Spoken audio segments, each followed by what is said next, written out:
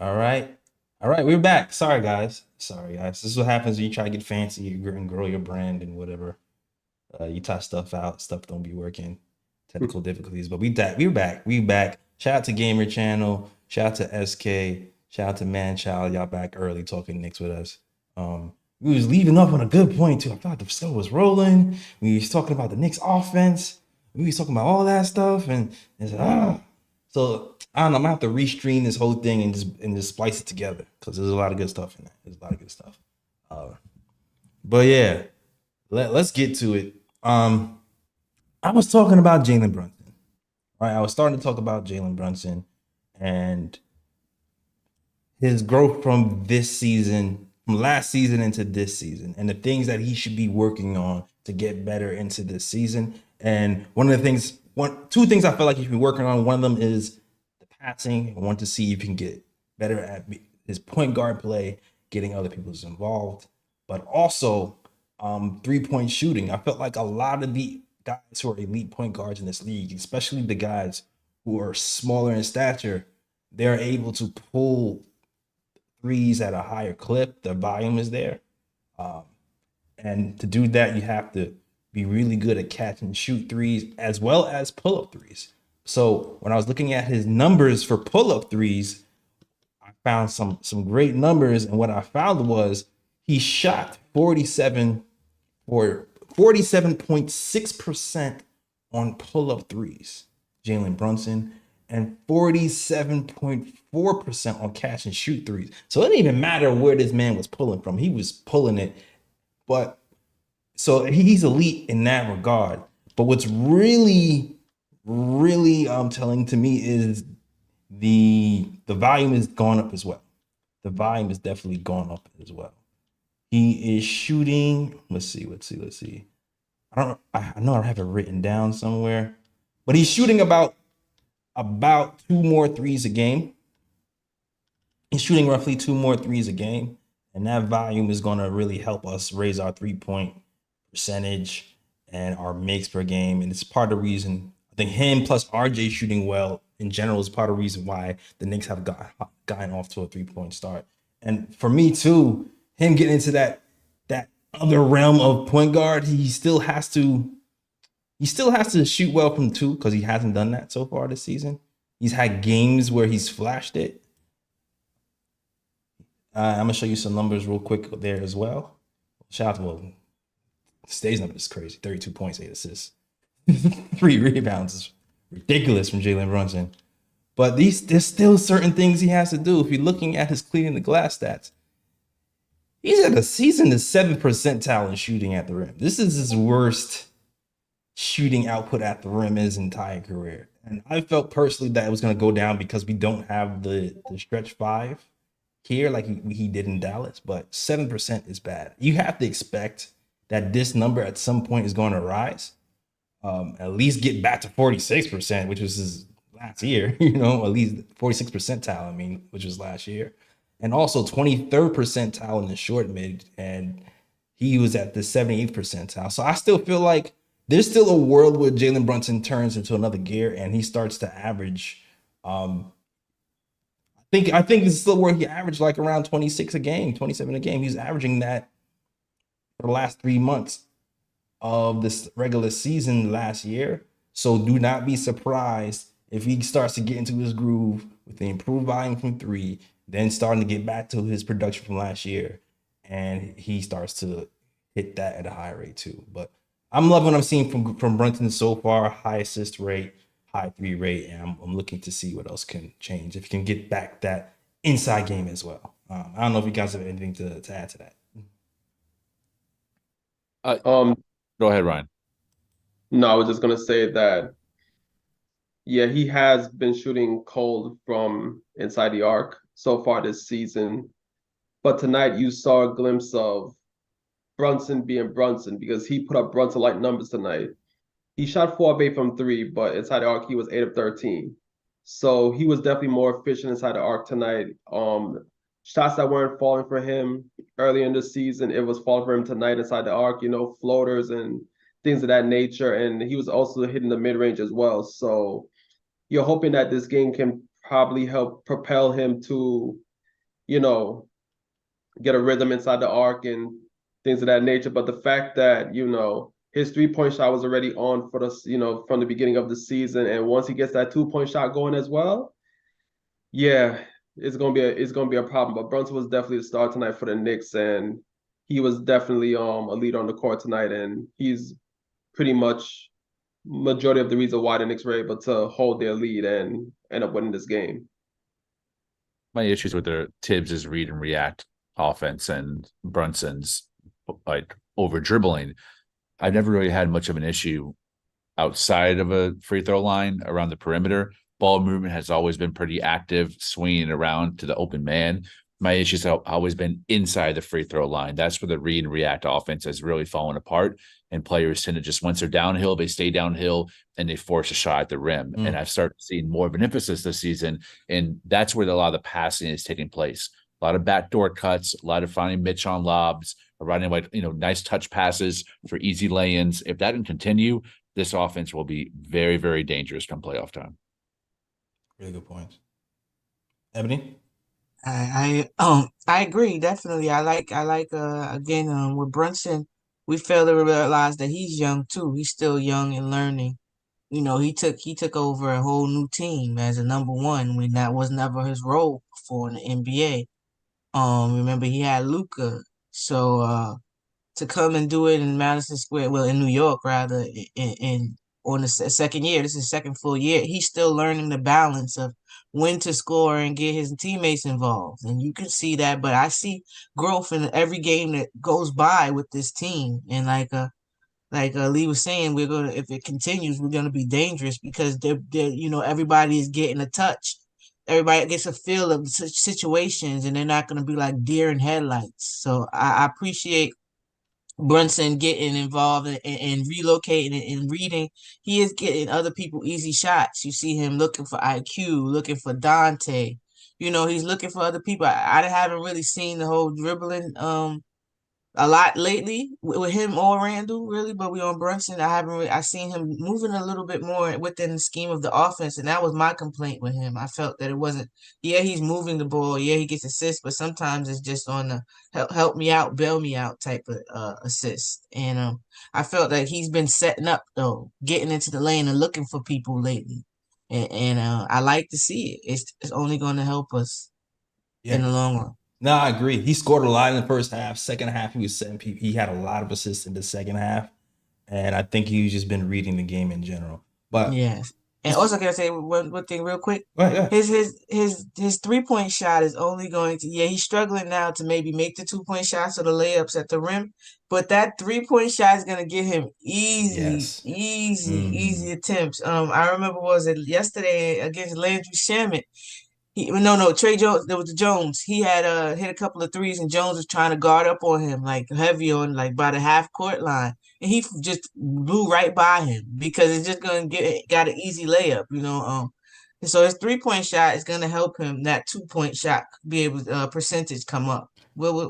It's going to, I believe. Yeah, absolutely. Yo, actually, it's funny. I started getting flashbacks to Alec Burks a little bit. I don't mean to piss you guys off. But hear me out, all right? I like Alec Burke until he was the point guard. But there's one play, Tibbs used to have a super high screen above the 3-point line for Alec Burks, and Alec Burks used to come off of that and shoot the 3 at the top of the key every single time. And I'm starting to notice over the last few games, Jalen Brunson and Emmanuel Quickly are starting to get that high screen, a few feet above the 3-point line, and just come right off of that and hit the 3. And it's been opening things up a lot for us. So if that's a nice little wrinkle that I feel like I've seen more of recently than I have last year. And that's why I say it reminds me of Alec Burks, because they used to do that for Alec Burks a lot. Shout out to Alec Burks. I know people want to talk about other Pistons. But that shout out to shooting guard, small forward Alec Burke. Exactly. I don't know who that point guard Alec Burke guy was. Right. But yo, this is one thing I want to know. Small thing. I want to read you guys something. I'm gonna read out 3 numbers. Okay. This is pick and roll percentile. And I'm gonna name 3 guys, and you tell me who is who. All right. 41st percentile, 96.6 percentile, 39.7 percentile between Quickly, Brunson, and Julius Randle. Who do you think belongs to who? I say quickly is a 90 Yes. something percentile. I'm gonna say the 40 something percentile is Brunson, 30 something percentile is Randall. I'm gonna Agreed. guess. See, y'all smart. Y'all smart.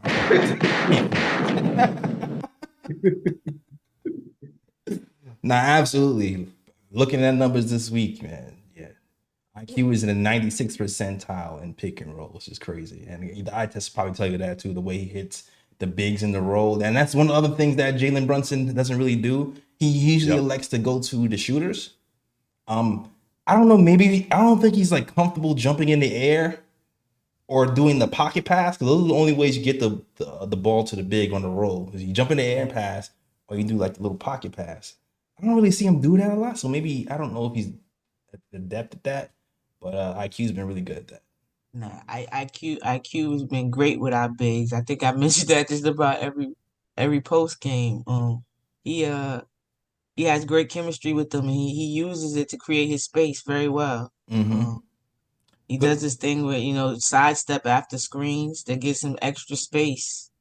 And then he does the X cut. He uses his big to his advantage.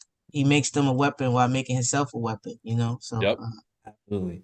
So when I say there's things they can learn from Jalen Brunson and footwork and pace, and there's something Brunson can learn from these guys too, to how to hit those bigs on the roll. All right. So look out. Quickly pay that man. All right. Glamour Nick said that was an easy one. Oh, that was too easy, Glamour. All right. I got you.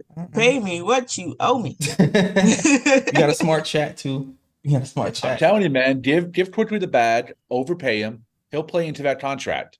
You pay him 28, 30 mil, he will eventually be worth more than that, in my opinion. I agree. I definitely think he'll be a Mitch type, talking about, I'm gonna run through the wall for you. I definitely think he is the type that rewards your loyalty. And every year he's done exactly what we asked him to do. When you think about it, every year we've asked him to do something else, and he's done it. It was a point where people were questioning if he could run point guard. There's a point where he's chucking threes. Yeah, remember people questioning his defense. So like everything. Then we was like, okay, you got to get a mid range IQ. You got to do more than just float IQ. Exactly. And then when he come back with 3-level scorer IQ, I can hit you with a mid range. In the Wizard game, he posted somebody up. He did a little post move. Too small. Yeah. So growth, development. I like it. Yeah, it's exciting. And people have been arguing. Oh man, you should start at the 2 guard. But guess who started today? Guess who started today? Big Ragu. The big Ragu. Donte Divencenzo. 7 threes. Career high 7 threes. Gets 25 points. Do not adjust your YouTube screen or television screen. You might be projecting stream on TV. Yes, that does say 75% from the field and 70% from 3. Those are correct numbers. Yes, that does say 3 steals. Donte has been in the starting job for only a few days, and he's been playing great. He's been hitting threes. His activity level is high. I think he might be the most in shape Knick on the team, just by the eye test, because he's always going 100 miles per hour and never seems to get tired whatsoever. And it's amazing how he still at that high activity level and still able to keep his shooting form and all that. So he's been causing havoc. Starting yesterday versus the Wizards on a back-to-back, says, I'm still not tired, and drops 25 points. I want to get your guys' thoughts on Donte Divincenzo's game. Let's start with you, Lee. What do you think of his game today? We finally have a Knicks squad where we can pick up pieces no matter what systems they're used to or what systems they thrive in or what kind of player they are, and they seamlessly fit in. It's been, I don't think I've been able to experience that as a Knicks fan in my 23 years rooting for this team. We've always been a very system team, or a team where guys come in and they either have to sacrifice their games or they're given the green light and their efficiencies just drop to the bottom. It's really nice to be able to fit in guys Hartenstein and Divencenzo and Brunson into a system that Tibbs has created both on offense and defense. And you got him locking in on both ends. Divincenzo's been super solid. I think continuity is doing us a lot of grace this season, starting off and being able to course correct early on our 3-point shooting and 3-point defense. To be top 10 in both now is an incredible feat based on the way that how Brunson and Randall started off the season as well. There's a lot of positivity, which is why I don't understand microaggressions on Twitter, people chomp at the bit about Kevin Knotts or some Cam Reddish narrative and all the other bum ass narratives I see on Twitter. It's like the best team I've ever seen in orange and blue, and I love watching them. It's actually exciting to watch them every night because someone different goes off, and you really see the depth and scope of this team's potential on both ends of the ball, which is like for Tibbs. It's fantastic that we're top 10 efficiency in offense as well. For one point, we were really high last year as well too. So let's keep it going, man. Yeah, man. Donte, for guys who don't know, who realize it, he's familiar with the read and react offense. They did that. He's played in the read and react offense before. So it helps. Also, I realized too, there's some I'm gonna hold this. I'm gonna shut up. I'm gonna let somebody else go first. Yeah. Go ahead, Mike. Yeah, Donte played great tonight. 75% from the field, 70% from 3-point range. He's going to give you great shooting from 3. He's going to give you consistent effort on defense, always getting into passing lanes, creating steals, fast break opportunities. Yeah, Donte played great tonight, and I know the question is going to pop up because Dante's been stepping up in the starting lineup for Grimes. What question? What do you mean? What? There's gonna be a question? Yeah, there's definitely gonna be a question because you already know how Knicks Twitter is. You know, when a guy steps in for somebody else and he goes off, there's gonna be that question of, should they start starting Donte at the shooting guard, or should they continue to start Grimes at the shooting guard? And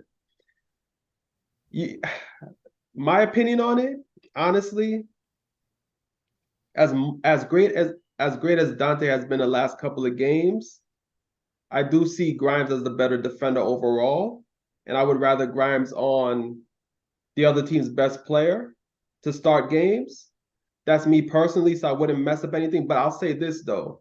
I can see a situation where, especially in the playoffs, for example, if the Knicks are in a series, and say, for example, Grimes is not playing well and Donte is, I can definitely see a situation where Thibs is going to be like, you know what?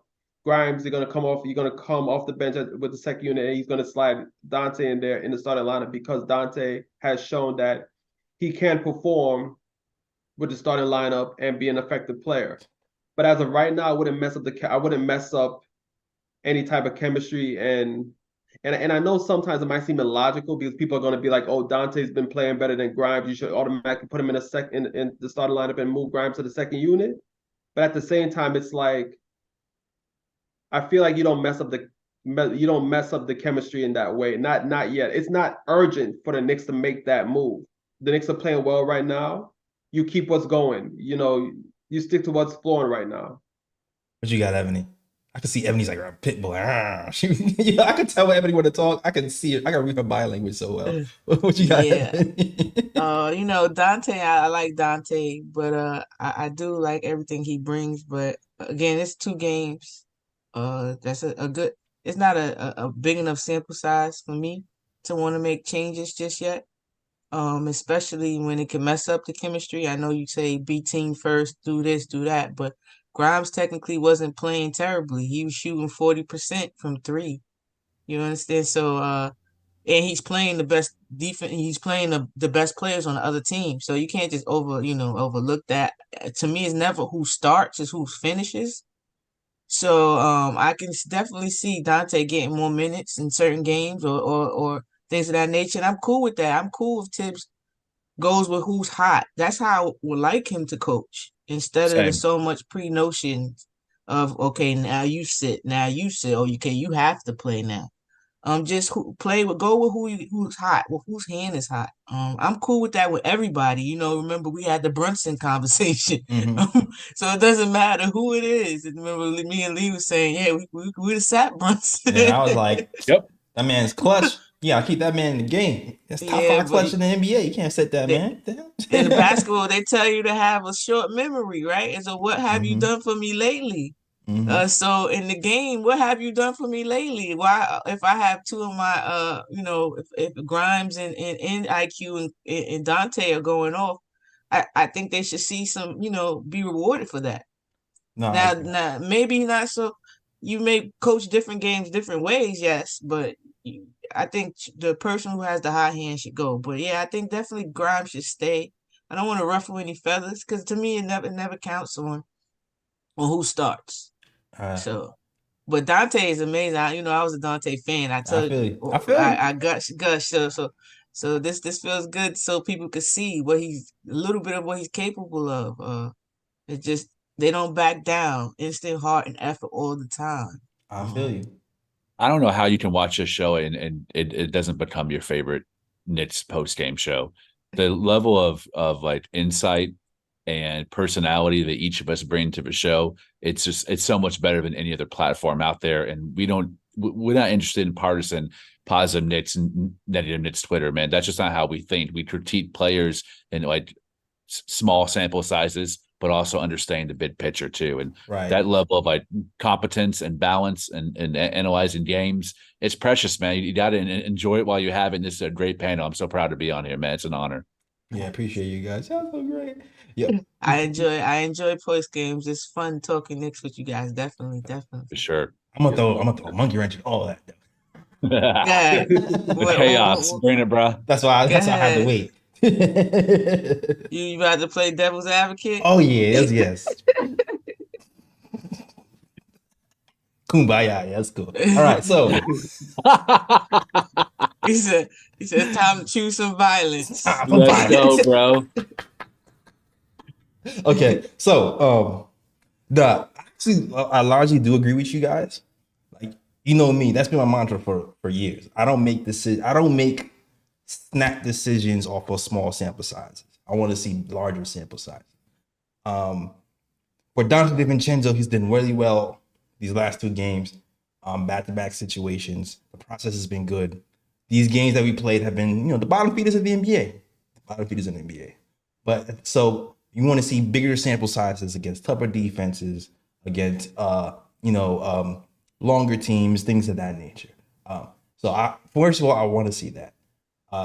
Second, though, what I really say though is I always complained, like, we want Grimes to be more aggressive. We sometimes maybe we should throw some play calls for him. If anything could be taken away from this game, if Grimes watching, it's the aggressiveness that's needed, right? Donte, he got the shots that were given to him. He wasn't featured, but one thing he did, when the ball came to him in the corner, he shot that ball. The closeout was aggressive. He's like, the shot is aggressive too. It did not matter. It did not matter. And if there's one thing I want Grimes to take away from that, is to do that. Because I really feel like watching this game, like, yo, this is how I want Grimes to play. I want him to be aggressive, even on the closeouts. Even in, this is what you're here for. You're here to shoot the rock. Also, something that I realized that Donte's bringing that Grimes isn't. There's a little bit of pick and roll chemistry happening with Donte and Randall. I don't know if you guys are peeping the little weird skip pocket passes that he's giving to Randall. He's introducing a little bit of a new wrinkle offensively with that first unit, and it's only a small sample size. He threw that same pass yesterday. It didn't really connect. Today he did it and connected better. But I can see some offensive chemistry brewing. And for sure, Grimes defensively is better. For sure. It's without a doubt. How much better defensively is Grimes over Donte? That's where I'm bringing violence. This is when I'm bringing the violence part. How much better? Grimes is better defensively one-on-one. How much better is he? I think, in my opinion, Grimes is a better on-ball defender. I think definitely he's a better on-ball defender, but I think Donte plays passing lanes much better than Grimes does, and Donte will go for steals more often than Grimes does as well. So it's kind of like two different defenders in a way. Like Grimes is that guy that if you need somebody to shut down the opponent's opposing player, like he's gonna hound him. He's gonna be on him, on ball, and try to stop and try to limit him as much as he can. While Donte is more like he can defend, but at the same time he's gonna defend passing lanes as well. So it's so like with Donte, it's more like he's more aware of like what's going on around him. So like he'll play defense, but at the same time he'll peep like, okay, what's this player doing over here? You know, where's he going to pass the ball? And then he's going to try to cut that passing lane and then try to create a steal. So that's the difference between the two, in my opinion. I think it depends on what you want from your defender. If you're a person that rather is on ball defense and think that that person's the better defender, then you would say Grimes is the better defender. But if you're that guy that wants a defender that is more aware, jumps passing lanes and things of that nature, then you would say Donte is better. For me personally, I think Grimes is a better defender overall because I personally prefer on-ball defense and shutting down the opponent's best player. Good answer. I have to agree with Ryan G because I seen a couple of times in Washington and sometimes in this game people get the best of him. You know, he's very aggressive, so sometimes that works against him. I seen Denny, what's his name, Avia, abuse him a couple times yesterday. It kind of surprised me. I was like, "What was that, Donte?" You know, but it happens. It happens. So you don't harp on it because he doesn't do it a lot. But he has, you know, his aggression works against him sometimes.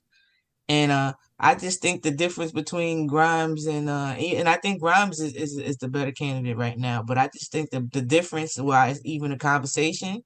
Well, Donte is a good player too, and that Donte, the game slowed down already for him. You know, they're in two different spots of their career. Dante's been to a couple teams, couple different situations where he didn't get any burn, till he got some burn, till he was, you know, got a lot of burn. He was taking people's minutes in Golden State. You know, they didn't expect him to be this good. I remember hearing them, well, we're not going to be able to keep him. They knew that. All-Star game. We're not going to be able to keep him. They knew they weren't going to be able to afford him. So I definitely agree with Ryan that it's Grimes. I just think the games is fast for him right now, so he can't see the defense and stuff just ahead yet because everything is still so fast for him. You know, take Mitch as a perfect example. You know, took some years for the game to slow down so he can be able to call out defenses and see it before it happens. I don't think Grimes is just there yet, but I think he's the better candidate. I would like him to start. He's definitely. The answer is Grimes, and to me, it's not even close. Grimes is also the better complement to Brunson and Brunson's weaknesses. And I think about all trades and roster moves and rotations based on building around Brunson as the primary target for that. And Grimes cleans up a lot of Brunson's defensive mistakes better than Divencenzo does. You need a better on-ball defender when Brunson's in the backcourt with you than someone who's playing passing lanes. And we have a sample size now of a year and some change of Grimes starting the best player on an opposing team night after night and doing a really good job of reducing their efficiency and also playing a ton of minutes in that position where Divencenzo's been guarding backup guys for the most part for the last 3 years. So it's not close. Grimes, I think, has a higher ceiling too. I'll give Divincenzo the higher floor at the moment. And also want to say that Divincenzo is very underrated as a defender. Most of us on this panel knew what he was bringing based on his time in Milwaukee and Golden State, but he's been a welcome addition, and that's been pretty solid from the get. At least his effort has.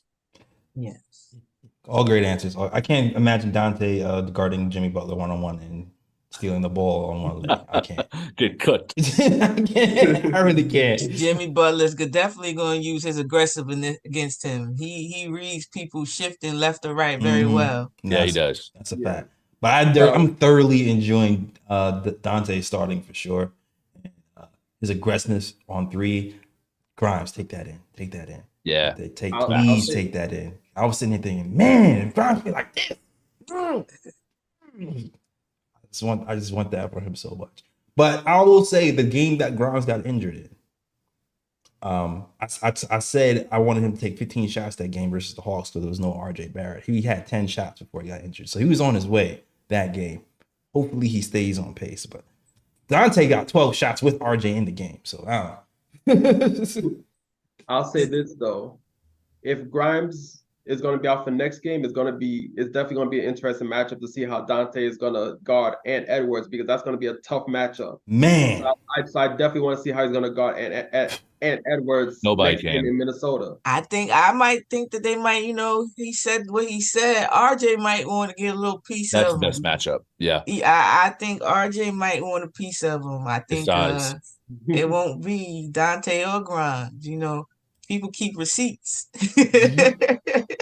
I feel RJ. Shout out to RJ. RJ came back, had a rough game today. He had a rough game. He had a big three though. He had a couple of big moments. But I was reading on Twitter about Steve Popper. Steve Popper said in the second quarter, after the coach called timeout, he was on the bench, gassed. Gassed. So he definitely doesn't have the games off, took his stamina, took his rhythm.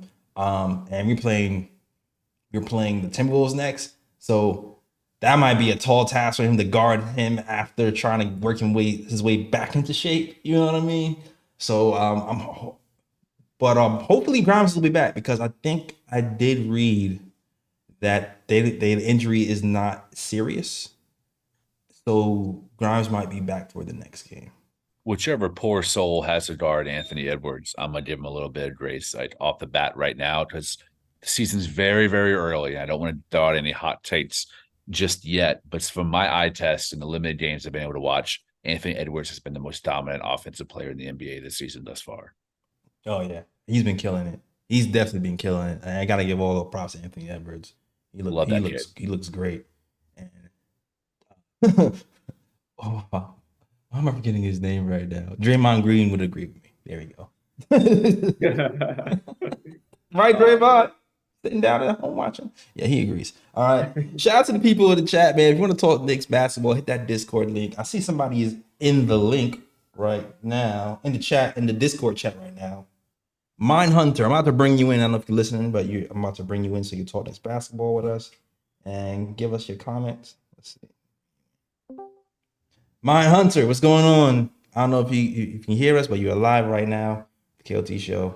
What's going on? Yeah, can you hear me? Yep, I can hear you. This is so exciting for me. It's my first time calling through the Discord. I love you guys. Yeah. You are fans. No, it's Ron from Still Knick fans, baby. Let's go. Let's go. Let's go! Let's go! Let's go. What's going on, everybody? What's going on? Mindhunter is my gamer tag on PS5. Oh, Ron is Mindhunter. That is funny.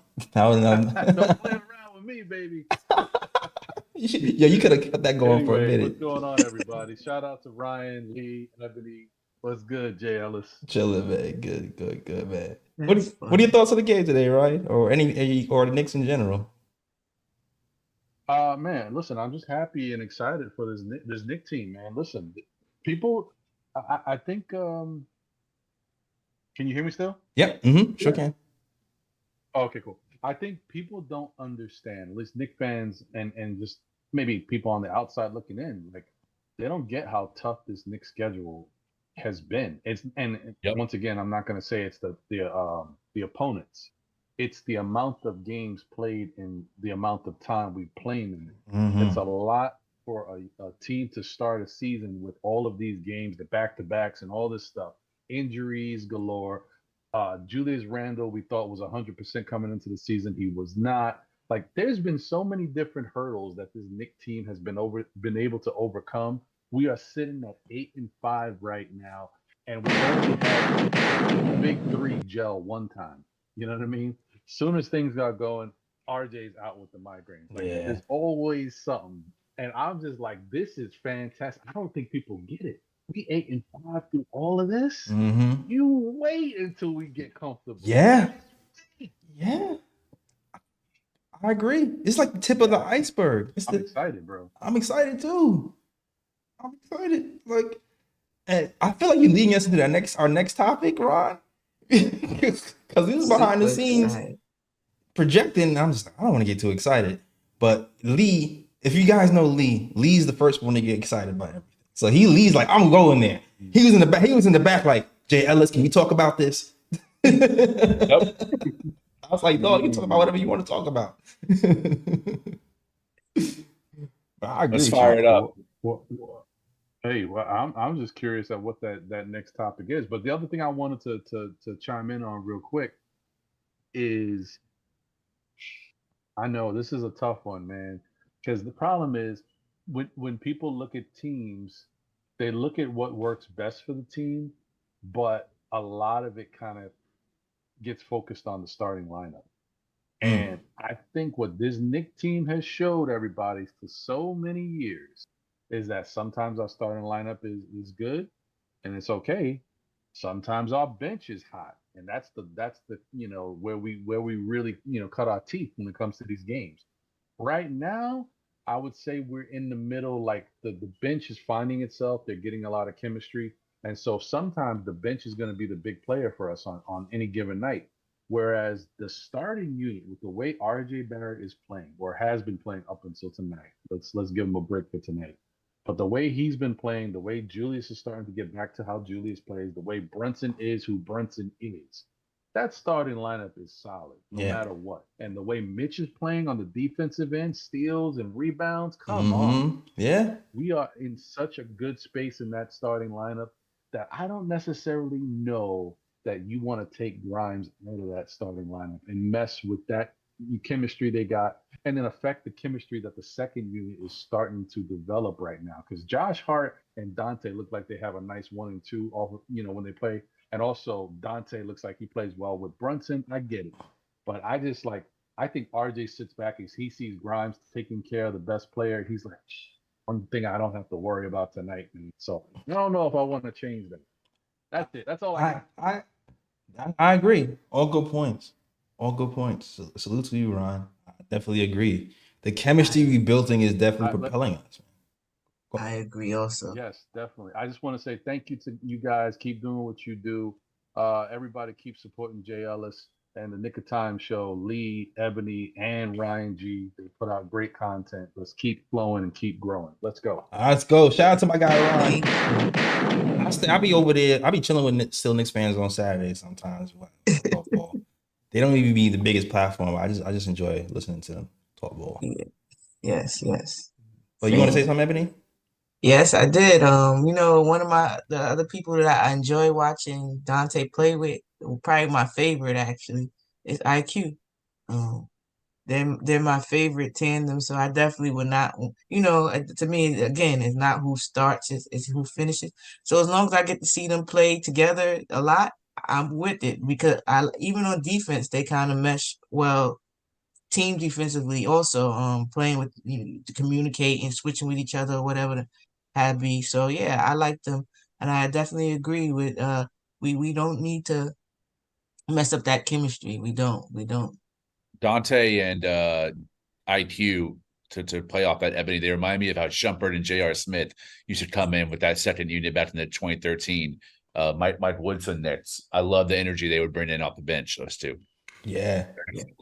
Yo, there's a lot of interesting combinations I'm seeing with mixing and matching, like the front courts with the bench players. Like I've been liking the Brunson IQ Donte thing. I've been liking that.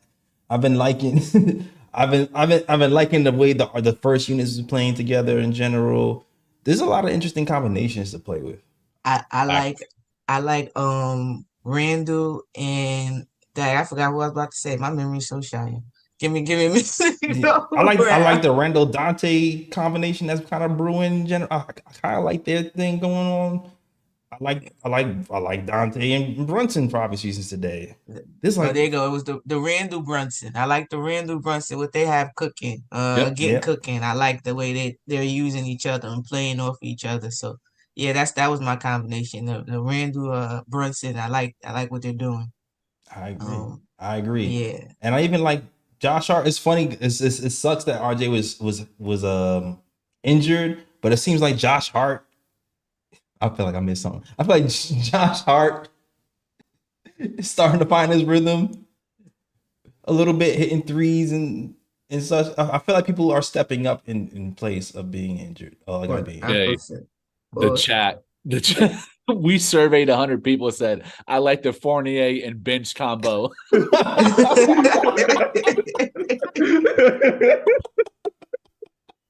Yo, comment Yeah, of the that's, day. that's a good one. Yeah, that is. That's it. Comment of the day. Yo, yes, sir. I like Oh, that man. combination I too. like that. That is my Yeah, favorite Oh, combination. man. That baby He's played dead. yesterday and got smoked by Landry Shaman like he wasn't even there. He blew right by him. I'm saying, what you Oh, man, my eyes doing? watered. Yeah, it wasn't. Yeah, oof, oof. I mean, he played. He played. Shout out to Miles McBride. Yo, Miles McBride's little. Miles McBride. Love Shouts out. See Yes. the confidence.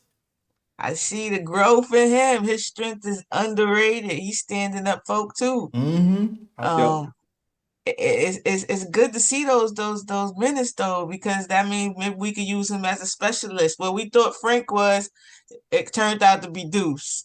Yeah, we just thought, well, Deuce. Well, Frank was supposed to be able to guard 1 through 4 or whatever. Yeah. Deuce He's can't supposed do to, that, but what I'm but saying, like maybe he could be used as that specialist Mhm. that if you need to cool off or give a different look to a Jordan Poole type of player, exactly. you know. It's So yeah, insane. I see his growth. What'd you say, Lee? I can't believe Dennis Smith Jr. became a better on-ball defender than Frank Ntilikina. That is crazy. That is Dennis Smith Jr. crazy. is one of the, Yeah. he's a top 5 on-ball defender in the NBA. That's insane to think.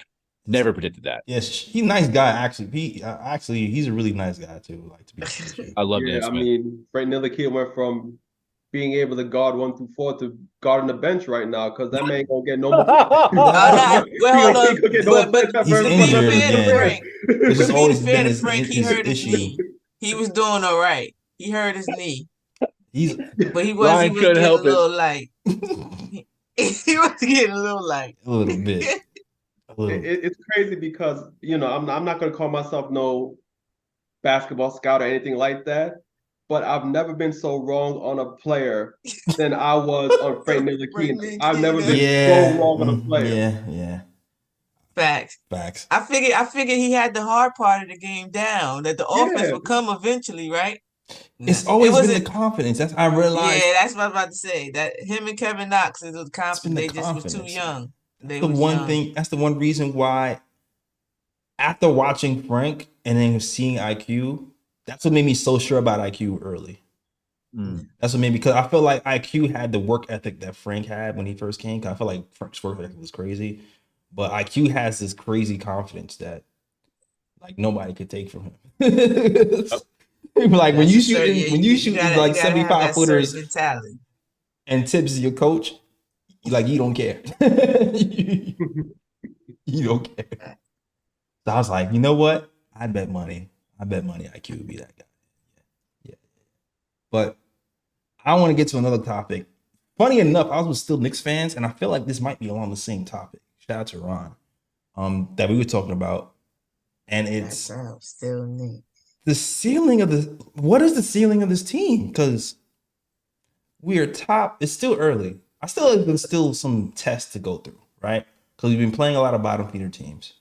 But we're top 11 in offense right now, top 8 in 3-point shooting. We're bottom 28 in field goal percentage, but I feel like that's going to go up when Brunson starts shooting like a normal person again. Top 5 in defense, very deep team. Second round exit last year, barely lost to the Celtics in game 1. Didn't have RJ the second time we played the Celtics. We have a clutch guy. We have Randall, who's playing at a great NBA level again. We're running through teams, run 3 in a row early. Where do you see this team, Lee? I'll start with Lee because Lee wanted that. More Lee wanted this. Lee was like, "Let's talk about this." I think this is the closest I've ever seen us, and this is the first time I would say we're a contender. I actually believe that we are, because I think there's a ceiling for this team to meet, and I'm watching Tibbs evolve as a coach and be more flexible than he's ever been, and the team seems to really be buying into his philosophies and his coaching style. And when you have that plus continuity, plus multiple guys on the floor that give you offense and defense at the same time, you don't have to play the revolving door rotationally. You makes you very dangerous. This is a team that knows each other's tendencies very well, that believes in each other, and there's an established pecking order and role placement on this team as well. And that gives us, I think, a real shot to get to the finals this year. I think we can get to the finals. I think we're absolutely going to make the Eastern Conference Finals. I think we're going to win between 53 to 54 games. A very high JLS, you know it. I'm always an optimist when it comes to these Knicks, but so far I've been pretty damn close. And I think where I thought we used to be like a Zion piece away, I think now we're a Jerami Grant. I think if we add Jerami Grant, we win the East and we go to the finals, or a player of his caliber. I love what Jalen Brunson brings closing time, and I just need Julius Randle to play consistently. Just give me exactly what you did in the regular season in the playoffs. I really don't need anyone else to play better than they already are right now in order for us to make the finals. I think RJ's rolling. He's playing like an all-star, and Emmanuel Quickly is one of the most efficient, profound players off the bench, if not the most in the NBA. If as long as Grimes finds his cojones and starts hitting those threes when they're open, sky's the limit. Go ahead, Benny. I already know you got to say. Go ahead, Benny.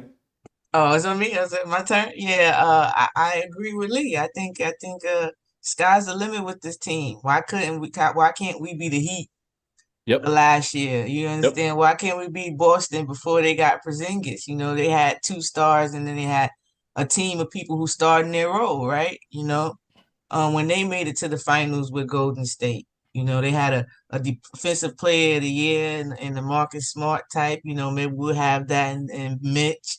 You know, a 6-man of the year. We'll probably have that with IQ, hopefully. You know, you see the resemblance. Why can't that be us? I feel like it's more of a margin for error with this team. Every one person doesn't have to do it all. We just all chip in and we'll be okay. And that's what you see. Even when we're without a player, somebody, okay, I may have to give a little bit more. And that's a good thing to have, that people just ready to step up, that we have the people ready to step up. You know, there's only certain teams that have it all like we do, able to throw different looks. Either they're all offensive or they're all defensive. But to have a balance of both is not a lot of teams like that, especially with the depth that we have on this team. You know, Boston is one that comes to mind, where I say they have the offense, the defense, and they can, you know, throw some pieces in there. They don't have depth like that, you know. So the injuries might be a problem later on in the year, or sitting. Right. Sorry, my computer's doing this, whatever's want to do. Okay, there we go. So sitting is something, you know, but that's one of the teams that I really believe that maybe we don't want to see, or it's gonna take some time, or give our all to beat. But that's basically it. It's not Milwaukee, because I think they gave up their piece when they did Drew. I think they sacrificed a lot for their offensive end, to be honest. You still got to play the Phoenix, 76ers, too. yeah, 76ers, they on the roll now, but they're still fairly new and try to gel themselves too, besides maybe, like, you know, the main pieces of Maxey and Embiid and Tobias, you know, they've been there. But the surrounding pieces, that's new. Yeah. So I don't know if this is just a hot streak. You know how other I teams agree. just start hot Mm-hmm. in the beginning. So we'll see. We shall I see. It's a long 100% season. agree. Huh? Yeah, I 100% agree with you on that about Philly. yeah. So I'm not sold really on them either. Mm. They got to make me a believer too. That Jay-Z line. You had Yeah. a spark when You- you started, but now you just garbage. Yes, you said that's the 76ers. Exactly. Or we don't believe you. You need more people. You know that line too. If we play Joe Mazzulla or Adrian Griffin, Boston or Milwaukee in the playoffs, give me Tibbs all damn day. It really comes down to, does Tibbs sit the guys that are cold? If Brunson is ice cold, does he sit him and trust IQ? If Randall is ice cold and forcing the issue, does he sit him and play RJ Barrett at the 4? That is what determines if we go to the finals or not. For people watching who haven't watched Lee in a minute, yes, Lee is hyping up Tibbs. I am. Yeah. Hell has frozen over. Yes, hell Here has I frozen am. over. This is the same Lee from last year on the Knick Of Time Show who was screen fire Tibbs. This is the same guy. Just for you guys who just came back and yeah, that's the same guy. All right, go ahead, Raj. Well, after hearing what Lee and Ebony had to say, I feel like I'm going to be the one who's going to probably rain on the parade. Yes, let's rain. Hell no. Hell no. Rain. Because here's the thing.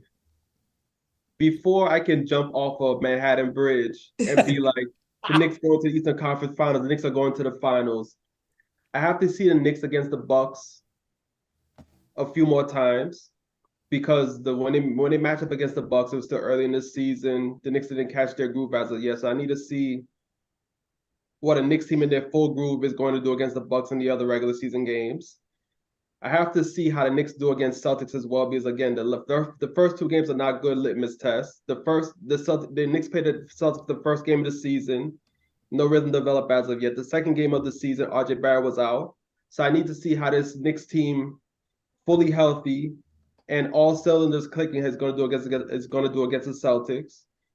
I also got to see them against Philly as well before I make that decision that, okay, yeah, Knicks are going to go to the Eastern Conference Finals or Knicks are going to the finals. But I will say this though, last season, I feel like the Knicks issue was not hitting open shots. That's what killed them in the Miami series, and that's why they got knocked out of the playoffs against Miami. The fact that the Knicks are not getting their shots this season, if that carries over into the playoffs, and Julius Randle plays like Julius Randle, yeah, I do believe sky's the limit. But the Celtics at this moment, they still scare me. I think Celtics are the best team in the East, so Celtics still scare me. The Bucks, Giannis, Damian Lillard, those guys in the playoffs. So that worries me as well. I don't think it's a definite that the Knicks are gonna get past the Bucks. But I feel like every other team in the East, the Knicks have a pretty good chance going up against. So where I rank the Knicks right now, I still think the Knicks are a second round team at the moment, but that may change as the season goes on, as I see the Knicks go up more against the Bucks, the Celtics, and the Sixers, and see how they fare against them. Okay. Now, Ryan G, I'm kind of leaning more towards, I'm in the middle. I'm like, the thought has been in my mind, but I didn't want to say it out loud. Like, that's where I'm at. Because of the reasons that Ryan G said. Because we lost to the Celtics twice, but when we lost to the Celtics the second time, we didn't have RJ Barrett. The 3-point shooting has been really good. A lot of reason why the 3-point shooting has been really good is because RJ Barrett 3-point shooting has been really good. Been very encouraged by his process. I really want to see how that's going to look with like a 20-25 game span to see if because to me, I said last year, I said this year, if RJ Barrett is real, for real, if the RJ Barrett we had before the injury is here, and not even at the rate he's been like shooting 50% from three is crazy. Like, you're not gonna shoot 50% from three the entire season. But if that's real, I'll be even more willing to put my chips in the table. I want to see what that's going to bring us. But what's really encouraging that's making me think that we can get there is that I do believe the defense is absolutely real. I do believe the process in which we score points has grown, and that's absolutely real.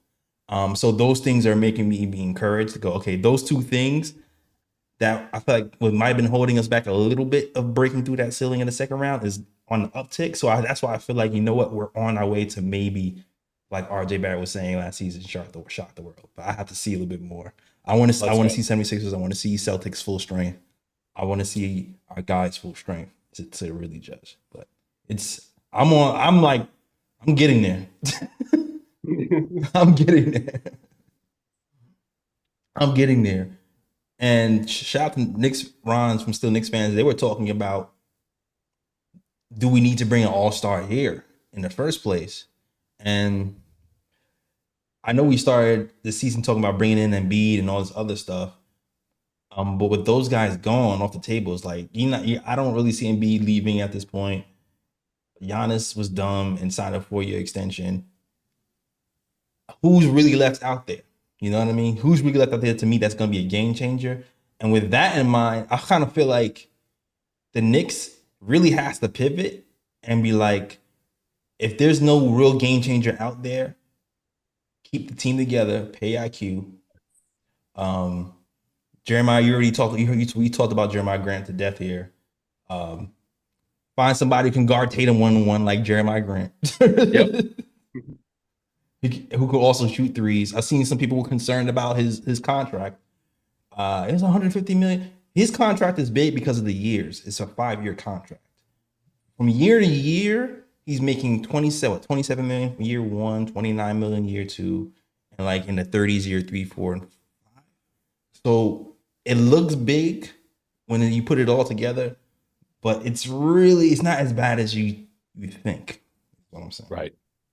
I agree. And JLS, I haven't agreed with you that strongly in some time. I 100% am on board with us staying the course, maintain continuity, don't blow our load, and get rid of our picks and our solid young core for a guy with a bloated contract, injury concerns, and motor issues, like Zach LaVine or someone of his level. I think we were like one ancillary quasi starter away from being a year-to-year contender on an annual basis. And man, that's a great place to be. That's what I'm saying. Next Bits Twitter, man, give the shtick up, sit back, enjoy the process, enjoy the team you have. Stop arguing all this BS minutia, man. These narratives don't matter. The team is good and it can even get better. That's a great place to be. Right. In other words, Lee is saying, stop being jackasses. Sure. Don't be captains of the goof troops. Okay? The goof troops. Yeah. Don't do it. Don't be the captains of the goof troops. Yeah. Okay, Yeah. just don't do it. And it's funny because the teams who won championships in the past have usually had that guy. This has been MVP Tyler players. It's been that's usually the way it's been. The only real everybody keeps referencing the Detroit Pistons, but I don't think anybody's done it since then of like that collective group. True. But if nobody's available, I don't think we have a choice but to go that way. I felt like school just now. Me. Go ahead. Wait, hold up. I think the Nuggets are very similar though. Yeah, because they're gonna say they got Jokic and Murray. Jokic is an MVP caliber player. Yes. But it took them like 8-9 years. Right. I'm sorry, Ryan. What'd you say? No, I was saying those guys were drafted though. They didn't acquire those players. They drafted those players. No. I'm not even saying acquiring players. I'm saying teams who've won have had MVP caliber players on their team, or like top 10 players on their team. Those have been the teams that have won. There hasn't been a team that won a championship that didn't have that type of player on their team, with the exception of Detroit Pistons, who did it differently. Like there's no one since the Pistons has done it that way. Which is why every time which is why when people be like, don't trade anybody, I'm like, well, history is showing us this is what you need. So this is why we're looking to do that. I'm the historian that talk about the Pistons all the time. I bring that one up. I know. That's what everybody does. That's the one I bring up because I figure or you could also, I know they didn't win the championship, but it's controversy behind it. Around the 2003 Kings? Yeah. When Chris Webber, when Donahue was the referee for one of them games that was a little lopsided, So that might be another one, but he robbed us of that. Technicality. I see what you did there. I think what we do have is we have a crunch time superstar. Right. Brunson can deliver at the same rate, usage, and output as any of the greats. Giannis, KD, any of them in the last 2 minutes. He can do the same thing scoring-wise and decision-making wise as those guys can. I worry about his free throw shooting a little bit. I trust IQ actually more than I do, and maybe even RJ more than I do Brunson on free throws. And we also have a defensive player of the year candidate. Mitch is not just underrated anymore. He is a defensive player of the year candidate. I think he's the top number one pick and should win it this year for what he's doing to the Knicks defense in terms of anchoring it in every facet of a game. So you combine that with Brunson, why not us? Yeah. Yeah, why not us? I agree. And we don't have a choice because I'm not giving the farm for anybody else. I'm not giving my farm for Cat. Hell no. I'm not giving the farm for all these other players. No bums. Like, I'm not doing that. No Lego men either. Put the Legos down. I don't want people that fall apart. Yeah. Put the Legos down. Yeah. Somebody asked, and shout out to Lee. I saw Sleep answer this, and I think I agree with Lee. Like, who would you trade for Grant? And you said Grimes, Fournier, and a protected pick. Grimes, Fournier, protected pick. Okay, I would do that. Would they take that though? That would be the answer. They're tanking. Yeah, they're tanking. Like, they're gonna want a young player in the pick. I would think. And clear the cap, right? Yeah. Yeah. Grimes isn't a shooter they don't really have right now. They have a lot of athletes, bouncy guys. Simons and Scoot, but they don't really have like a floor spacing shooter, and Grimes would give him that. To be honest, it would be nice to see, a long wing if we could get it. But I really enjoy this team. I I know. ain't gonna hold you. Just think about it, really Ebony. Just think about enjoy it. This is this team. I get where y'all going with the long wing. You add, but then you're gonna add somebody else that needs shots. Is he gonna be okay with the amount of shots that he gets? These are things that I think the grass ain't always green. I'm I scared feel about it. our chemistry. That's fair. It's fair. That's a fair. That is a good question. He has his money. I feel like here's the thing. He left. He didn't take the money on OKC to join the Detroit Pistons to show that he can do more, to get a bigger pay, get a bigger contract. He's able to get his bigger contract. He's getting the money, but he flourished as a 3-and-D guy before he flourished as the guy we see him now. So in my mind, I'm thinking we can move RJ to the 2, put him at the 3. Randall 4. We can have a big team, switchable. You can put him on Tatum. Tatum is not going to bully him like he's bullying everybody else, right? And then that backup power forward that we need, we can have him. We can take him out a little bit early sometimes. Have him be the backup power forward for Randall. I understand. I understand why you would want him. I really do. Because I'm a Jerami Grant fan. I wanted him before that contract. I'm not even gonna hold you. Before he even signed it, I was hoping maybe that was a target that we went across. But again, I think we undervalue the development in leaps. You can still have that. Something could still click during the season where you figure it out. And as we see a little bit of leaps, ribbits now from multiple people. Imagine if it continues to click. Yeah, no, I'm not even saying that Grimes won't figure it out. Because I 100% believe Grimes will figure it out. It's not about him figuring it out or not. It's about what do we need to get over the hump. That's really what it is. It's like we're missing a wing, and it's nice to have this, but we need this more. That's really what it is. It's not. I love Grimes, but if somebody else can lock somebody down, if I can bring another defender who can guard bigger guys here to guard the Ingrams, to guard the Tatums, to guard the guys that are longer. Yeah, that's why I know he's a role player, but I wanted to see more of him topping just for the specialist type of role. Like kind of what Obi was doing wasn't much, much minutes he was getting. Just if we need you to give a different look, that you're available. Like we don't even have anybody like long except for Sims.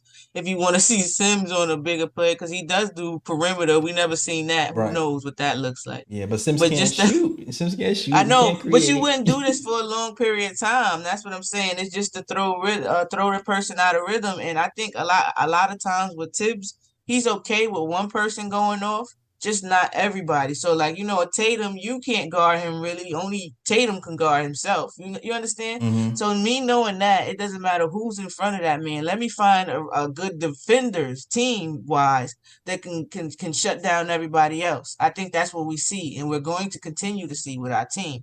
Like we're okay with Melo showing out and doing what he does, but we can't let Mark Williams, we can't let Bridges go off. You understand? Like it's okay for you, Melo. You go ahead and earn your money, but the rest of these people, we're not getting them paydays. So I think if we go through that route, we'll be okay. One or maybe two, depending on who the two people can't beat you. So I really. My last note on Jeremiah Grant as an advocate for the trade. First, I agree with Ebony. I don't want to give away too much young talent, which is why Grimes would be the only one that I would do. Because I also like the idea of RJ moving to the 2, where I think he might be the most potent, especially with his size. But Jeremiah Grant had the opportunity to be a part of that Denver team, and probably if he was there, would have won a championship if he would have stayed. And now he's gotten it bad, and he's experienced losing on a pretty intense level in Detroit and in Portland and OKC. He might want to get back to some winning culture and play for a coach that's going to bring the best out of him. Like Randall always says about Tibbs, and I think Tibbs and Jeremiah would be a great pairing. I think he would go back to that utility role and be able to fit in He's under the 15 shots he's getting in Portland right now per game. It's going to be more around the Denver area, 8 or 9 a game. But if you can be efficient in that, you shoot 35, 37% from three, we'll win the championship. Yeah, you know you're always gonna have somebody talk. You're gonna hear $150 million for 8 shots. If it's 7 of 8, though, let's go. You guys shooting 83% from the field for the whole season. That's what it's not even. It's just, man, we need somebody to guard a freaking Tatum. We need somebody to guard a big. And I agree with Lee. Like, the timing might be right. We always talk about, man, can we trade for this guy? They would never trade with us. Portland does business with us. We already know that. Yep. Portland does business with us. They're gonna blow up their team. Like, they're gonna want to get rid of him during the trade deadline. So I don't know if the Knicks actually want him though. That's you know what I'm saying. Who does Chicago have anybody that fits that description? Let me look at the team real quick. Patrick Williams, yeah, not very good. Because you know they're about to blow up too. Yeah, like scavengers. Who can we pick up without dismantling our team? We need a Derrick Rose type of trade right now. We don't give up much and get back a lot. Everybody can't go to heaven, man. Everybody can't. Yeah, that's like the first trade I honestly say that I thought like, yeah, that's a fleece. What? Yeah. I'm like, Knicks tables are turning when that happened. Yeah. I was looking that at doesn't happen to us. I think if the Knicks are looking for a trade that they can fleece, I think Knicks are gonna probably have to look in the Western Conference because teams typically don't charge much when it's going across conference, as opposed to like we're trading within conference. So I think if the Knicks are looking for a trade that they can fleece, they probably have to look in the Western Conference, and that's why Jerami Grant is one of those targets you look at where it's like that might be a reasonable target for the Knicks to go after. Yeah. It's another one that some of my co-hosts in my pregame in space on Twitter, Brutus, he always mentioned. It was a Darius Bradley. He was a OKC draftee and then went to the Nets and basically he didn't pan out with the Nets either because they have basically the same player over and over anyway. So he didn't really make it there, but okay, he's a decent player. OKC, this is what happens when you draft all the time. You don't necessarily get to keep them all. Yeah. I said the same thing about Isaiah Roby. They put him in the G League. No, Isaiah Roby. I never had no hope for that man. I didn't. Preseason game, I was like, he's killing in Westchester right now. He's doing all right. I remember seeing him in games at OKC. I really do. Yeah, the ones that he did play in. I'm looking at the chat. I'm seeing some names in the chat. I saw somebody say named Brandon Ingram. I love Brandon Ingram. Same. The FIBA. It FIBA made me look at him different, man. Yes. FIBA made me look at him different. It made me go, wait, so if you don't have the ball, you don't know what to do. And we have people here who want to have the ball in their hand, so that could go left. He looked like a lost puppy when like, you long, play defense, be active. He's just like, I'm gonna just stand here. I was like, he looked like he was pouting. Yeah. Same thing with Zion, ironically. Yep.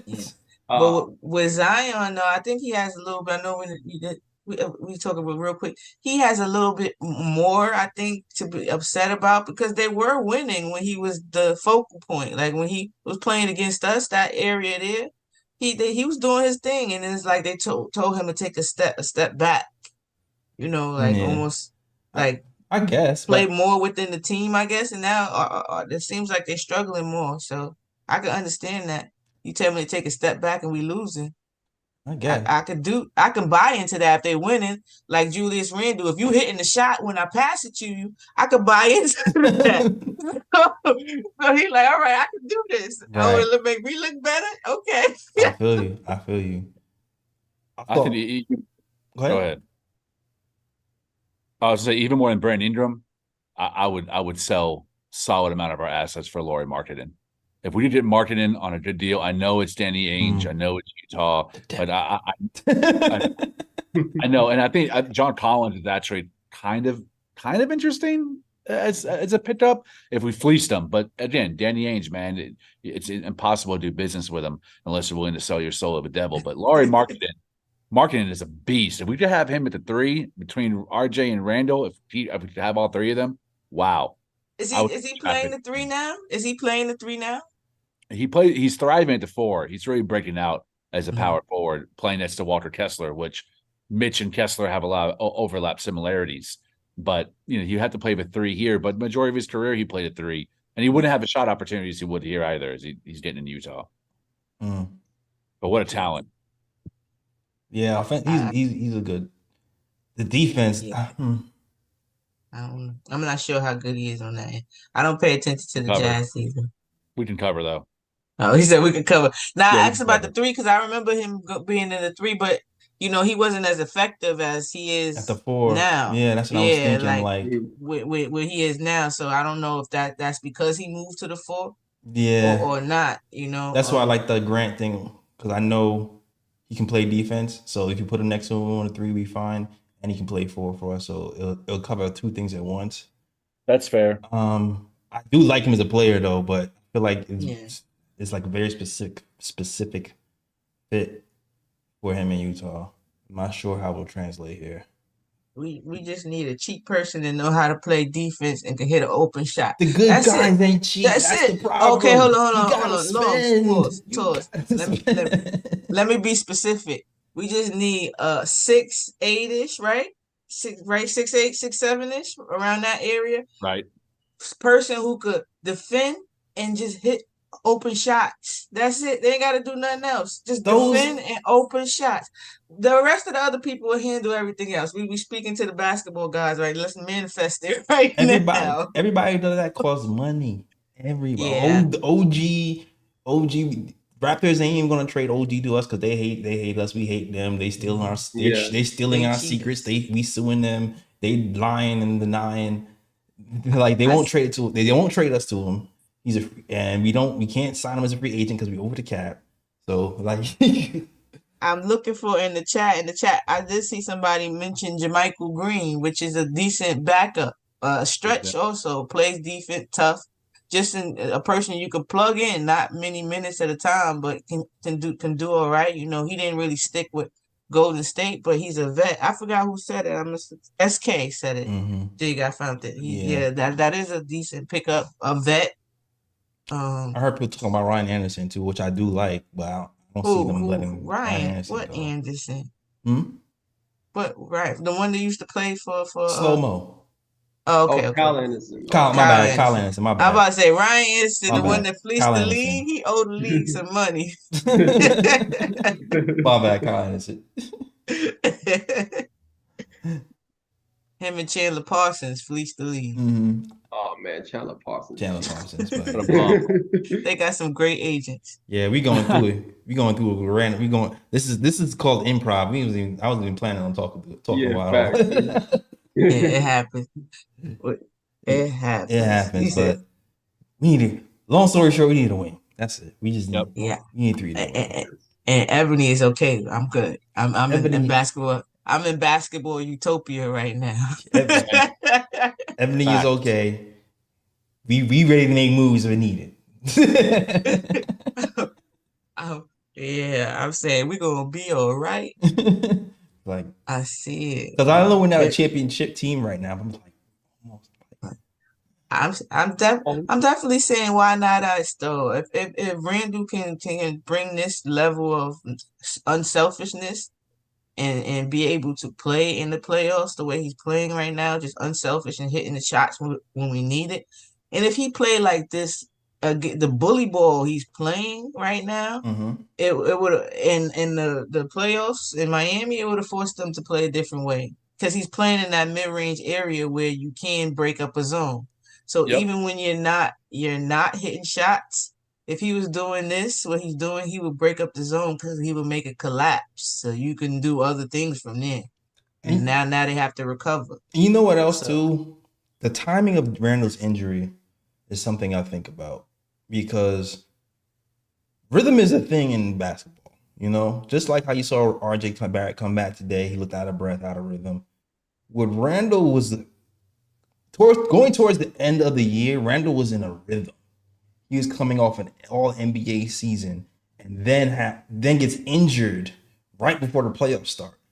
So I think about if Randall had the opportunity to play in rhythms to start the Cavs game, not have to come back from injury, then start shooting again, then start getting it. If he started in rhythm, what would that look like? So I'm really, really interested to see, hopefully, what our guys look like healthy coming into the playoffs this season, and seeing if just makes a difference, because there's a possibility that could even change things, you know.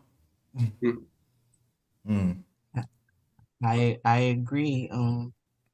I think also with the team that we have, that helps us get to the playoffs healthy, because we don't have to do as much, I agree. you know, or put ourselves out or play. You don't have to play the players as much if if you don't want to, depending on how the games are going. You can mix and match the games. Maybe one game because so and so is playing better, they're playing more minutes, but this game so and so is playing better, they get the minutes, and that helps just keep some of the miles off your body too. Yeah, I agree. And the fact that we blowing out teams that that helps too. Yes. Yeah. Which has not been a hallmark of a Knicks franchise the last 20 years. We've always struggled into teams that we should blow out. We end up getting blown out by. Certain eras were worse than others, especially with Isaiah Thomas and Phil Jackson. But there's no reason why this team can't go on a deep run. The East being the way it is, the uncertainty with Adrian Griffin and Damian Lillard in Milwaukee, and that the fit that's going on right now. Can Philly? I agree with Ebony. Can Philly sustain? Can Maxey sustain this output? I think eventually it's going to regress to the mean, and they'll be more of a second round team than the contender that they look like right now. In Boston, I still don't trust Tatum. I don't trust Brown. I don't trust Mazzell in a fourth quarter in crunch time. So we could go to the finals, and man, even if we don't win, that run would provide so much insight and experience for this team. But the next year, I'm making a bet in Vegas. Knicks win it all. Let's go. Let's go. Put your money down. Put your money down. And quick mention, we have Latrell Sprewell in the chat. We do. Let's go! Are y'all joking, or is it real Latrell Sprewell? It says Latrell Sprewell. It's the American dream. Oh man, Latrell Sprewell is the American dream. It pulls. Let's go! Shout out PJ Carlizimo. Knicks legend. Knicks legend Latrell Sprewell. Let's go. Let's go. Number man. 8. Shout out to Latrell. All right. Again, they asking for the bruh pick. Yeah. Let's do it. Yeah, I got a couple bruh picks. Yeah, we got bruh picks. All right, for you guys who don't know, bruh picks are usually the worst plays of the game. It doesn't have to be this game. It could be any game. And also, it doesn't have to be about a game either. It could just be something stupid, something dumb that happened in the actual world that we want to point out and laugh at. Those are the bruh picks. So, Ryan G. Bruh. Let's go. Let's start it off. What bruh picks do you have for us today? I got a couple of bruh picks. My first bruh pick goes to Danny Avdija of the Washington Wizards. Oh, don't. So as you know, last night in the nation's capital, the Knicks put the smackdown on the Wizards in Washington, D.C. Yeah. And what proceeded to happen was a big chant of "Let's go Knicks! Let's go Knicks!" in Washington, D.C. And then my man, Danny, during the press conference, had an issue with the Knicks fans being so loud in D.C. and how the D.C. fans did nothing to stop the Knicks fans from taking over. And all I have to say is this. Danny, cry me a river like Justin Timberlake. Cry me a damn river. You want Knicks fans to stop taking over the Washington, D.C.? Put a winning product on the court. Win some games. Bruh. Stop playing like trash. Stop having Jordan Poole shoot from any old where and just acting a damn fool every damn game, not producing nothing at all. Yeah. The baby's playing for that #1 pick. Yeah, they are. They playing for number one. Listen, I'm not even gonna hold you. If I was in DC, I'd ask for the trade that day. I wouldn't even hold you. I'm like, get me out of here. Y'all really have somebody else cheering louder than we are, and like no fight, no boos, no boo, no trying to drop nothing. I'll be tight too. I'm not gonna hold you. I think the fans and the Wizards are over the Wizards. Yeah. Already. Yeah, pretty much. But the thing is like if you're on the East Coast, you have to just get used to it because Knicks fans are all over the East This Coast. is our town, damn it. We do it in Charlotte, we do it in Atlanta, we do it in Miami. Like it don't matter. If you're on the East Coast, you're gonna run into mad Knicks fans. That's it is a what fact. This is Fact. MSG in New York. MSG2 is in Brooklyn. MSG3 is in Orlando. MSG4 is in DC. MSG5 is in Atlanta. MSG6 is, I didn't know there was an MSG6, but I found out there was an MSG6 today. MSG6 is in Charlotte, all right? Yeah, North Carolina, New York is heavy out there. Exactly. I know that's a fact. Yeah. That's where most of your uncles and aunts is from. Exactly. Going a lot of New Yorkers, yeah. Facts. My second broad pick goes to the Bulls because at one point in the game tonight, and credit to the Bulls, they cut the lead. They started coming back. But at one point in the game tonight against the Miami Heat, the Bulls were down 22-1. And now I can go ahead and be like, yo, the way the Bulls are playing, every single player on the court, you can say whose man is this, but it'll be too much because that's the whole starting lineup. So instead of me saying whose man is this, I just gotta say, who are these guys? Who are these guys, bro? Who are these guys on the court? Because how you getting smacked 22-1 in the first quarter? You an NBA team. They ready to get traded, Ryan. They don't care. They ready to go. They just here say they don't get fined. Like that's really what it is. They on there marching on foot. That's a fact. I'm just here so I don't get fined. But is the trade coming through yet? That's it. That's all I hear. Is the trade coming through yet? Yeah. And shots, they won the game. They won? Yeah, Bulls 102 last time I checked, they were coming back. 97. Oh my! Who did they beat again? Okay, so we got to give the Heat the bruh. Yeah, the Heat Okay, yeah. Because the Heat lost to the Bulls, who's packing it in. They talking about trade. What? Because the last time I checked, like the Heat still had the lead, but the Bulls cut the lead. I didn't know the Bulls actually came back and won that game. Yeah. Okay, yeah, then he get the bro. Yeah, weren't the Heat on like a 7-game winning streak? What's that? They 102 to 97. Then he get the bro. Then yeah, switch that bro. Bruh. Well, we better not lose to the Heat.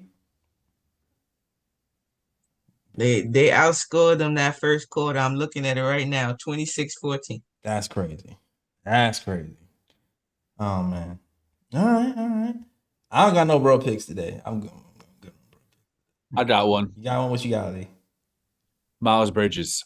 Bruh. There is no. I am someone who's a deep advocate for forgiveness and second chances and making amends.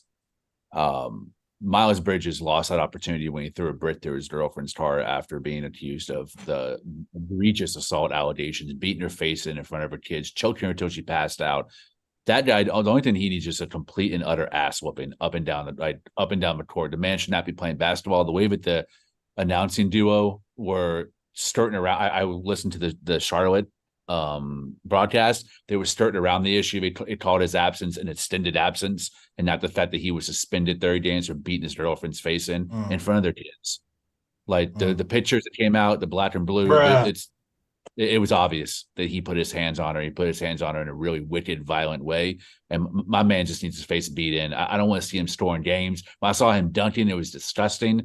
Like the way the media translates and talks about Kyrie Irving last year, not winning the vaccine or being a Black Israelite or being quote unquote anti-Semitic. is disgusting. It shows the type of values they have when they demonize a guy like Kyrie, who's a stand-up guy. There's tons in his community for both Native American and African American folks in this country, especially kids, in terms of education literacy. And then you see guys like Miles Bridges, and there's very little media uproar about that man coming back on the court after he beat his girlfriend's face in front of their kids. It's abhorrent. As someone who's raised, my parents were divorced. My dad never laid a hand on my mom, but my mom was a single woman and went through days of some really awful people. Yeah. And I was too young to be able to defend her and put my hands on them for her. But I understand. I'm very sympathetic towards single moms that to put up with that type of violence in the household is unacceptable. And I don't ever want to see him dunked unless he's getting dunked on his face in a person's shower. So I hope that happens to him at some point. Fire. Yes. Yeah. Fire. That Miles Bridges thing is. I still can't believe he's in the NBA right now after that.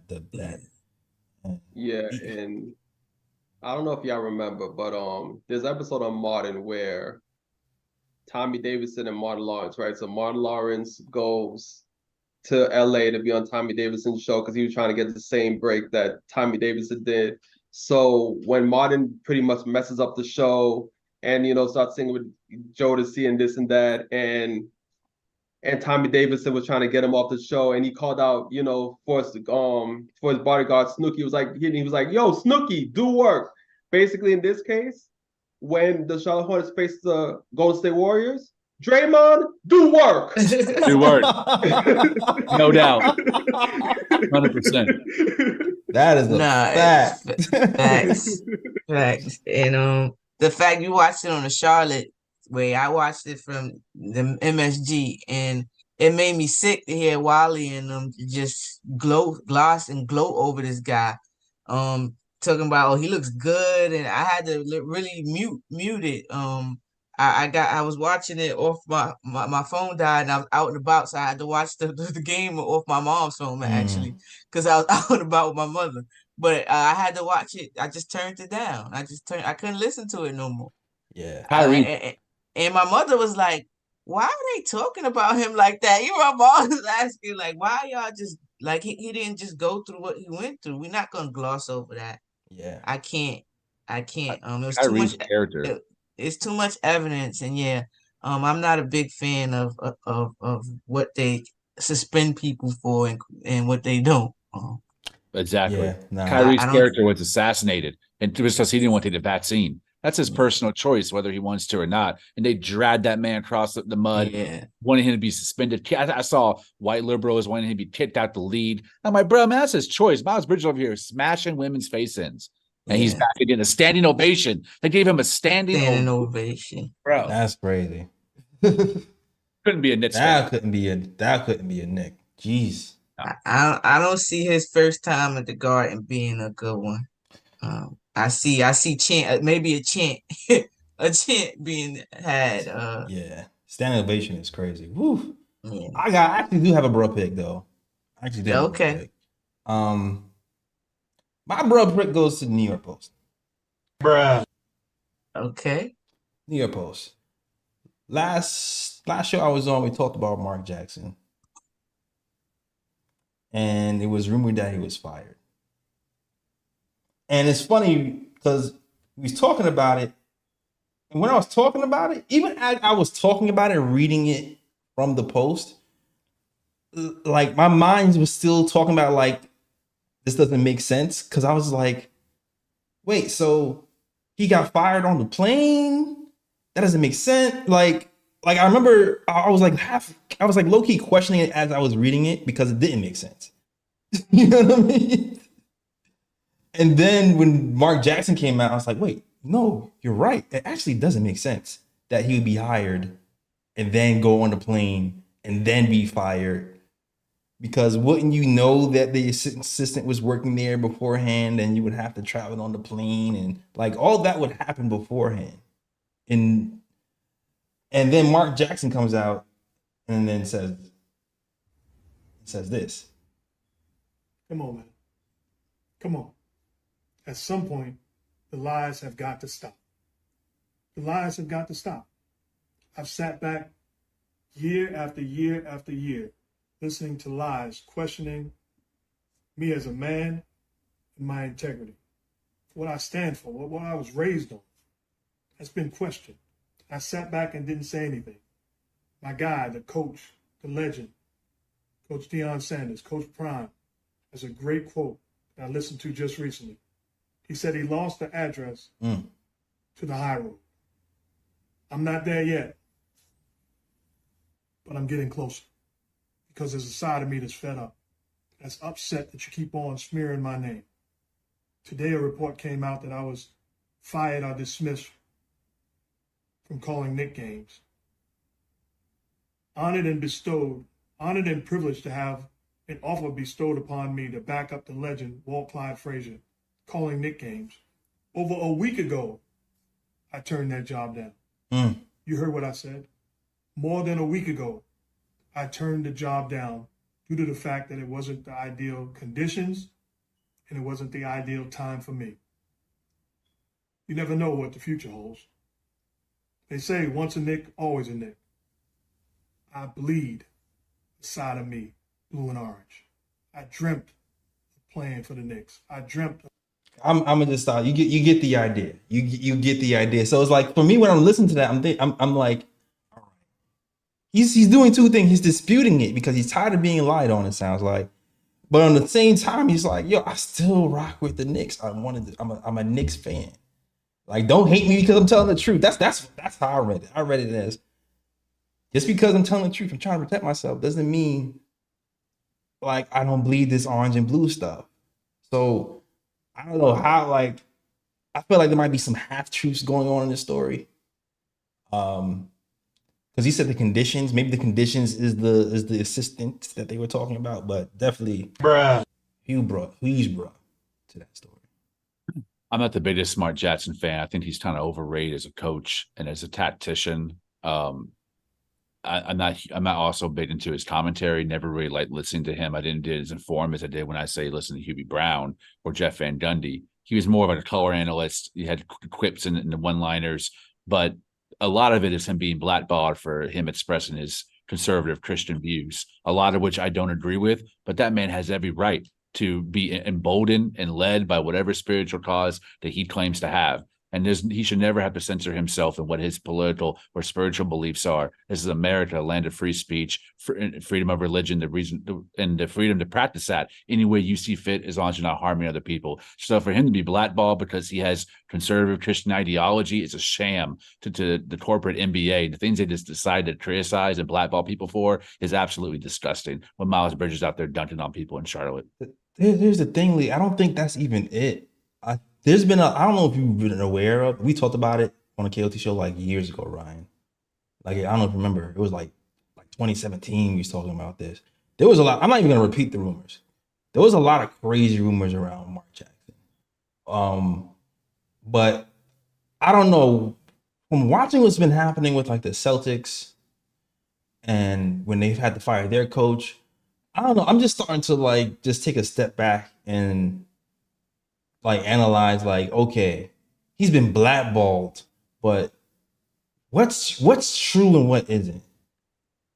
I think is where I'm coming to now, because he's been blackballed for a long time, and I don't know. I just feel like there might be some mistruths being thrown around that we don't know about, and it's kind of costing somebody their livelihood. That's what I'm kind of landing on. Yeah, the math not mathing, I get. Yep. The math is not Yeah. mathing. Something not adding up. They say you hired, you say you turned down the job. They say you banned from playing. That didn't sound right. I didn't think that sounded right. Right. Like you mentioned, you knew the guy was working here. He ain't just start working here. So you had to know that. The only thing that I was talking to my dad about it, because that was his guy, his era, Mark Jackson, Mhm. growing up, all that, and he was saying that he just thinks that he didn't like the role. Maybe he wanted a bigger role. Maybe it wasn't enough games and things of that nature for him to and then he would have to travel, right?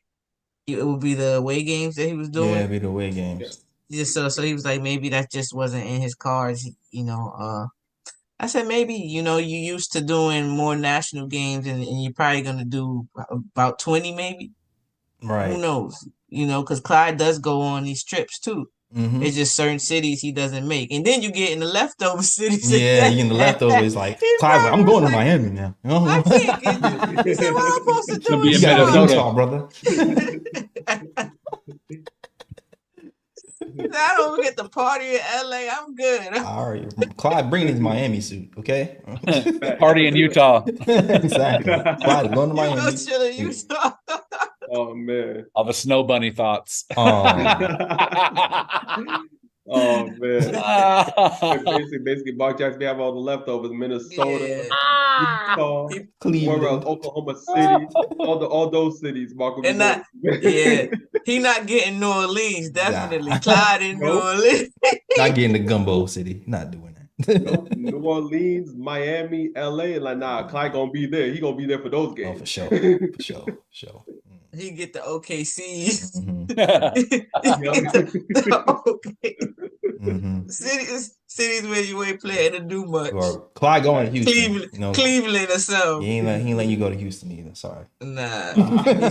He said I'm hitting Turkey Hut up. That's it. He said I'm going to all the spots. Fact. All right. That was a serious bro pick. Serious bro picks to end Yeah, that it show. was. All right. We've been having joking ones. Went from OnlyFans to serious topics. All right. Shout out Mia Khalifa. Let's go. Man. Oh man. And the bruh pick that we had to switch. We went from one because it was that 22-1 deserved the bruh pick. Yeah. It definitely Yeah, did. it did. Yeah. But the Heat losing definitely Yeah. deserved that losing too. to the Bulls, We had a double game bruh pick. That gotta be yeah. first The one. flip flop, bro. It's crazy. Facts. The way the Bulls started and the way the Heat ended. Yeah. Fact. Next game is Monday, right? Who we got next? We got the Timberwolves. I can't wait for that one. This is gonna be a nice That's a little great test. game.